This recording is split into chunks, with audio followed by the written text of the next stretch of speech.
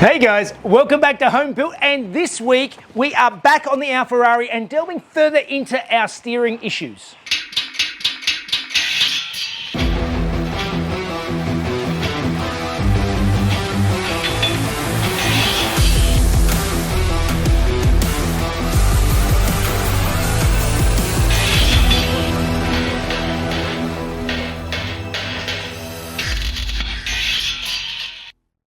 Alright guys, I thought I'd just take a quick second out to thank this week's video sponsor 70 My and their Omni 360 dash cam. So this is the world's first 360 degree dash cam. So this dash cam Omni swivels 340 degrees with 140 degree field of vision. So it gives you 360 degrees complete coverage.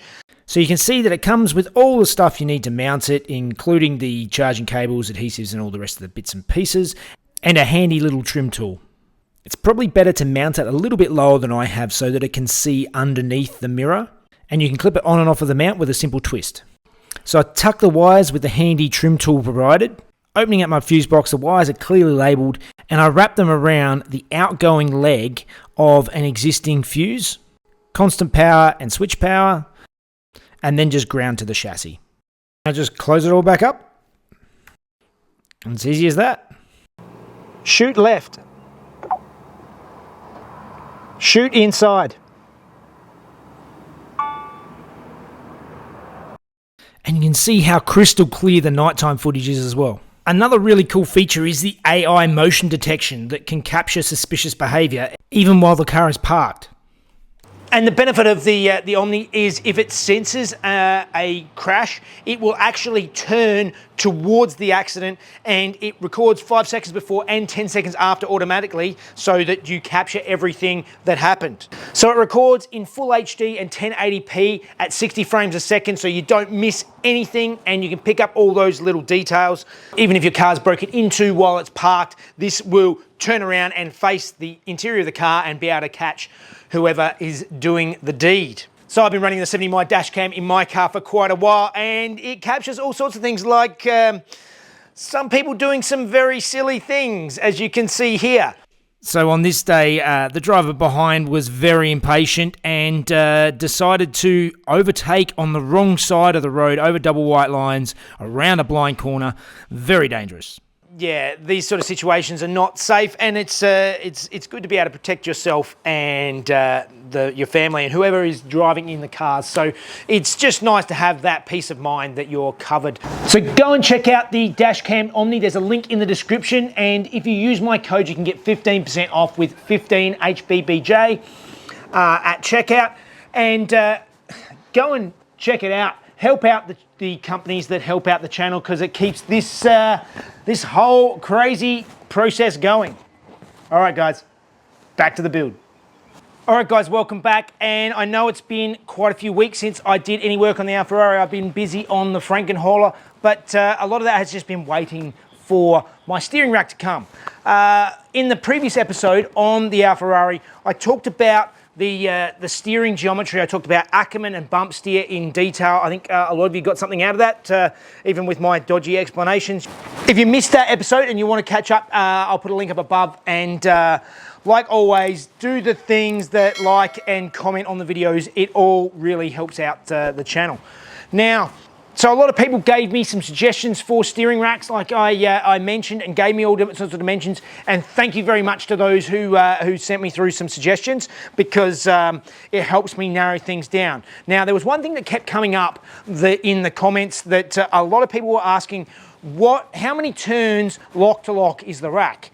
And that doesn't actually help me out in any way with this particular situation. See, the trouble is that if you have a standard car, a lot of people are using a Mark II Ford Escort, for example, where the standard rack may turn 3.5 turns lock to lock, and a quick rack is 2.5 turns lock to lock. In that example, that gives you a very good indication of how the upgraded rack for that car works in that car, because whoever's designed it has designed it to travel the same distance with less input. So basically what they've made happen is that for one 360-degree turn of the steering wheel, the rack moves a larger distance than what the factory one did, which is exactly what I'm looking for in this. The trouble is that you can get 3 different racks that are all 2.5 turns lock to lock,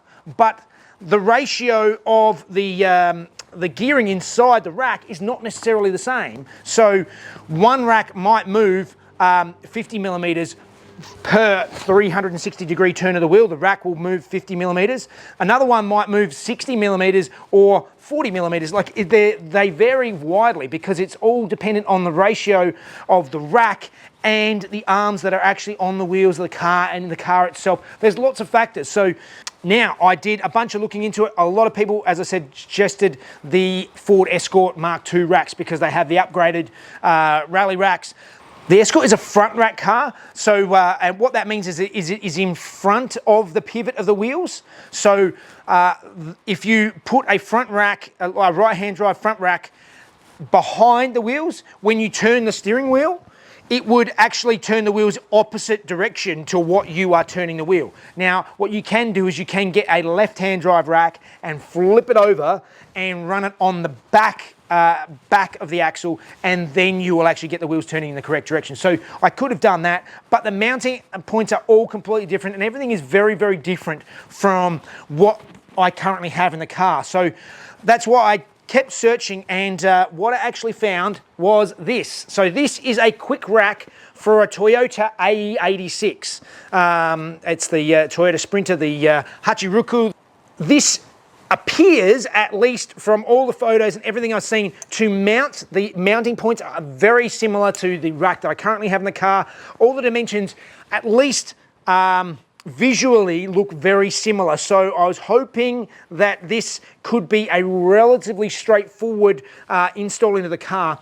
And when I actually measured the travel on this particular rack, the rack in the car at the moment currently moves 38 millimeters for one 360-degree rotation of the steering wheel. This quick rack, this travels 57 millimeters for one rotation. So it's about 50% faster than what I currently have in the car. And with the shorter arms that I've started playing with last week and this, I'm hoping I should be on top of my slow steering issue. So hopefully I haven't lost you guys and you sort of understand where I'm coming from. But in any case, it's time to get the Alfarrari swapped onto the hoist and up in the air so we can pull the rack out and just have a look and see what we're actually dealing with. And if this rack that I've been waiting for is actually going to fit the car and do the job that I need.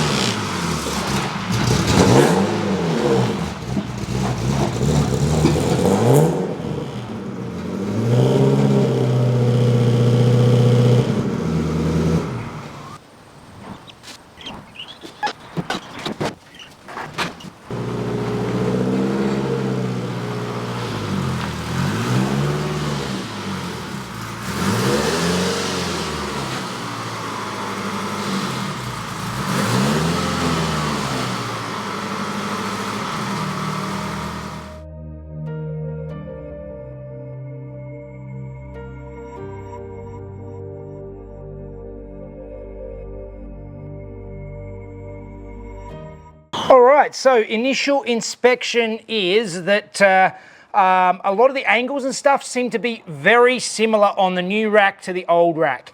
The mounting is slightly different. So see, this is a D-shaped mounting, and so is this, but this one, the D is basically facing down, and this one, it's facing sort of up at a 45. So I'm gonna have to change my mount slightly. Width-wise, it's pretty similar. So first things first, let's get the old rack out and sit them on the bench next to each other and see what we have to do to get the new one to fit.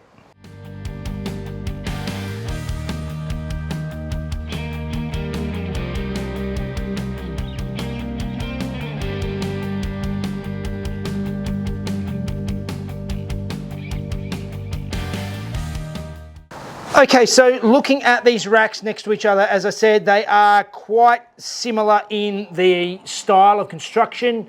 The height of the spline is probably a little lower in the new one rather than the old one, which may end up being an issue for me. But the big thing, as I mentioned, is the mounting is different. So this is wider, and also this, like I said, this sort of D shape, if you like, is different. So you can see here that the flat of the D shape is on the bottom of the new one, and it's on this this sort of 45 degree of the old ones. So first things first, I need to make some new mounts up and see if we can get this in the car, and at least see if we can even connect it to the linkages I currently have.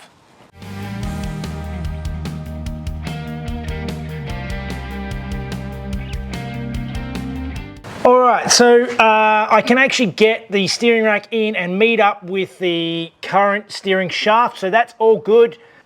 It is a little bit shorter, so I'm going to have to shorten my mounts and change my mounts on this end as well. I wasn't really happy with these mounts anyway, so making up new mounts that clearance for the engine more, and yeah, overall will just be a better option than what I currently have. So designing things up in CAD is definitely much faster than building it all by hand, and yeah, just a few measurements and I can sort of get the shapes that I need. Then it's a matter of going to the plasma table and cutting it all out, nice and quick and easy. Clean off all of the slag that's left by the plasma cutter, and I'm ready to make my mounts.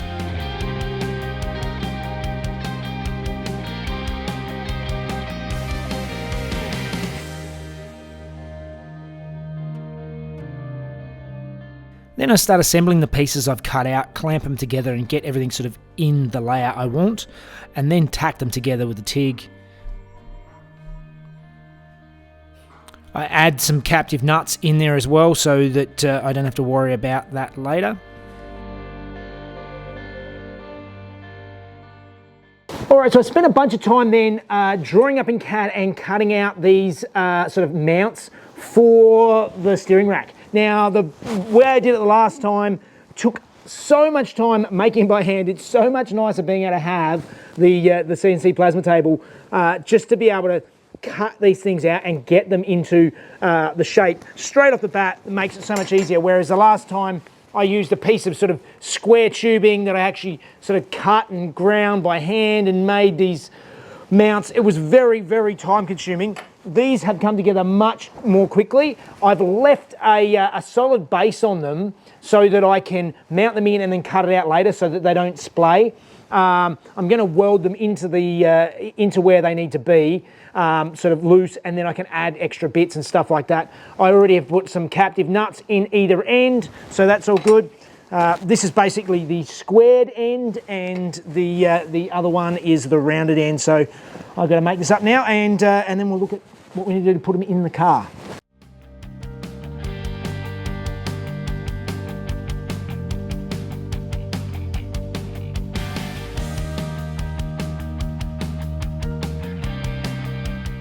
So same process as before, just assembly and weld it all together with a couple of captive nuts, and I have my round end mount ready to go.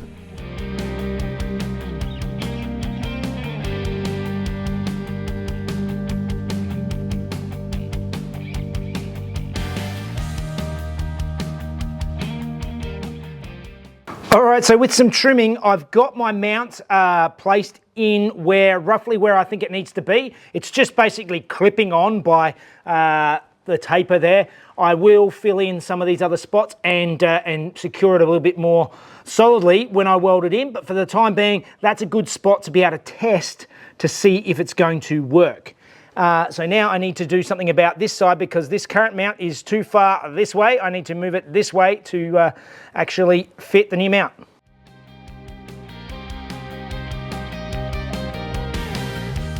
So once I've worked out the location of where I need my mounts to go, it's a matter of cutting out the existing stuff. And as I don't want to remove the engine, it makes it a little bit more difficult than it could be otherwise.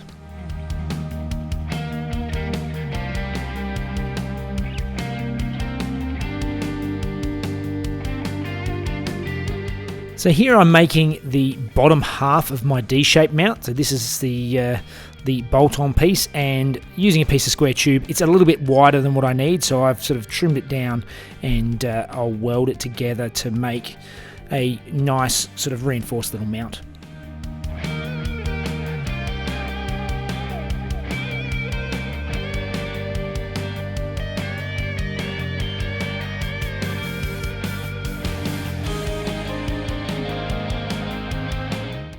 Once it's all welded and cleaned up, I just grind back the weld, and you'd never know it was 2 pieces.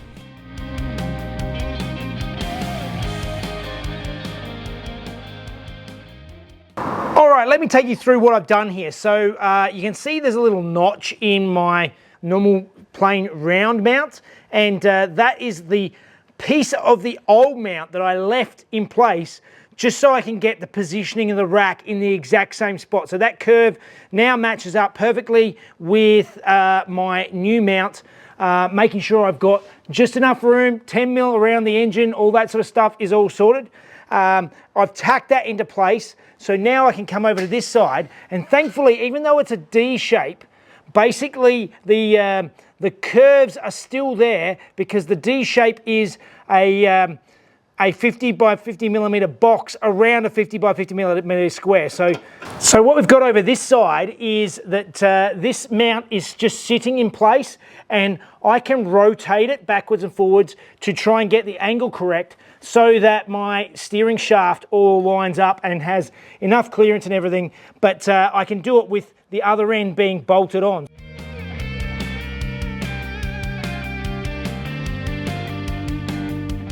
So with one end of the rack bolted into the car, I can rotate the rack to get the right angle for the steering shaft and then tack it into place.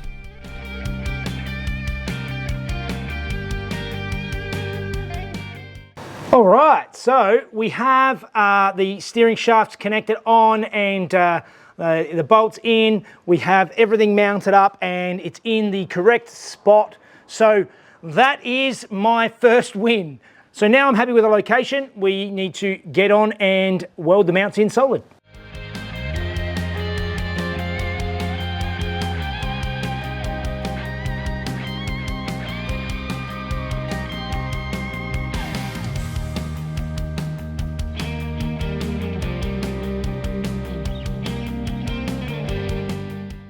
All right, so I have my mounts welded in place where I need them, but there are still some sort of gaps around the place and where I've butchered the old mounts out that I need to now fill in and reinforce these. So I need to make some more pieces. Again, over on this side, you can sort of see I've got the mount there, but I need to fill this in and actually make it all fit. So that's the next job.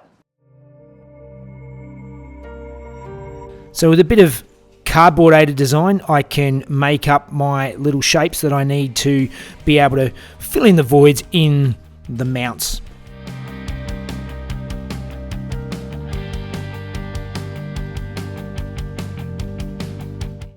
And it's just a matter of welding it in nice and solid and a bit of a clean up with a grinder. Bit of paint and we're done. All right, so now I have the rack mounted. I need to connect it to the wheels, and I've got a range of tie rod ends. Now the tie rods that came on this A86 rack are very short, as are the ones on the Yaris rack that I bought. But interestingly, the Yaris rack seems to be a very slightly larger diameter than this. So these tie rod ends screw on, but there's a lot of slop there, so obviously the thread pitch is the same, but the diameter is very slightly larger, so it does go on, and it is solidly on there, but sort of not good enough.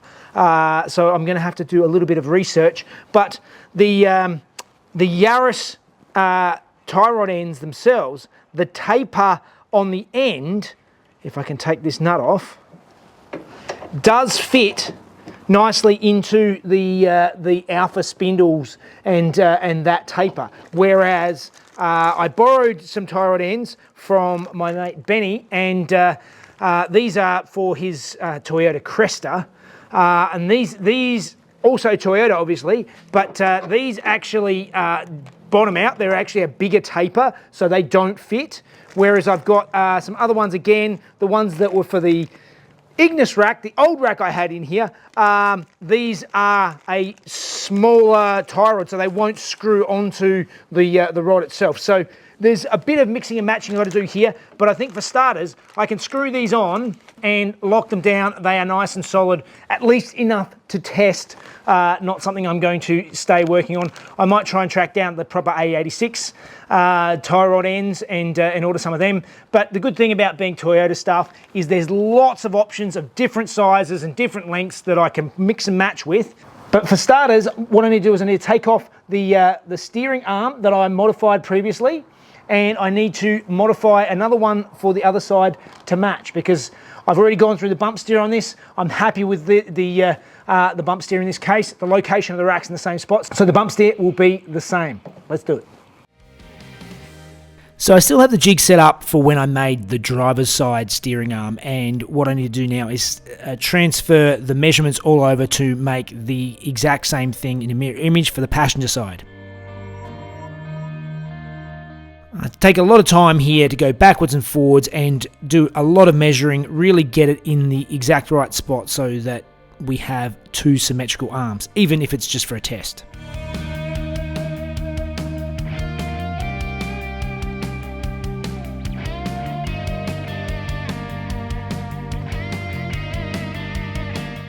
Now I take my other steering arm and start butchering it and cutting it into pieces so that it will actually fit where I need it to.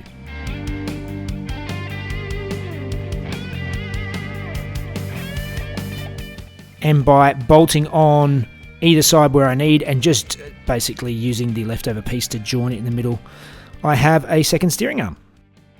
All right, so I managed to make up my jig and make up my temporary, and I emphasize very, very temporary steering arm. So this is just to test. Obviously, this is not something that is safe or legal to use on the road, but we now have two arms. The original one I cut and grafted so many times it's a real ugly mess. This is a little bit neater, but ultimately it's the geometry that I'm after, and they both have the same. So now it's time to bolt it all back together again on the car and see how the steering feels and see if we've actually done what we needed to do.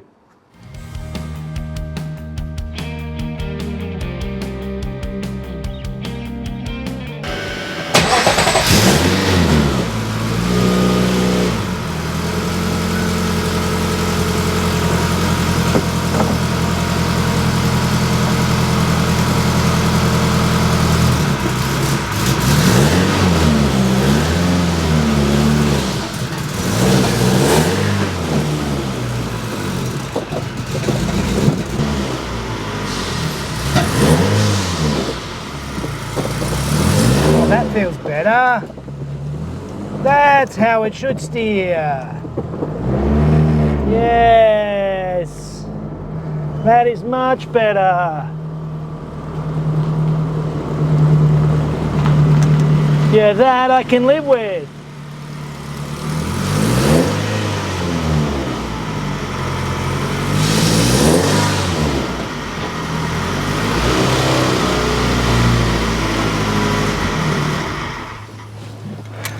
That I can live with.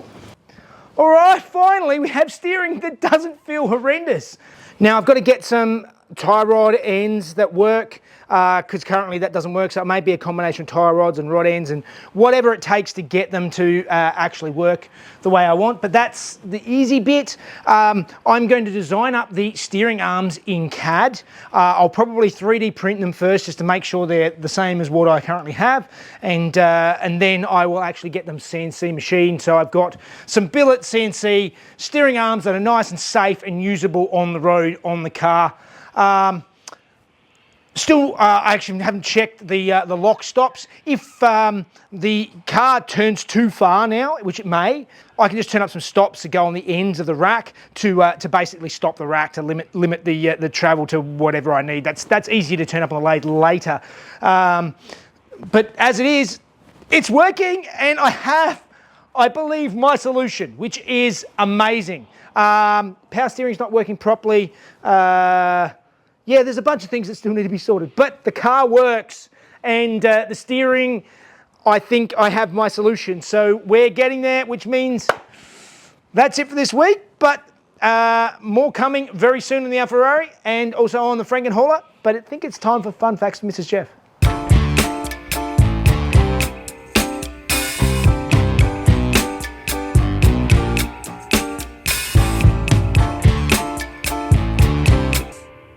Hey guys, in 2019 Ferrari released this new Icona range aimed at creating special limited run cars inspired by classic Ferrari models. The first of these cars was the Monza SB1 and SB2, inspired by the 750 Monza, the 250 Testarossa and the 166mm.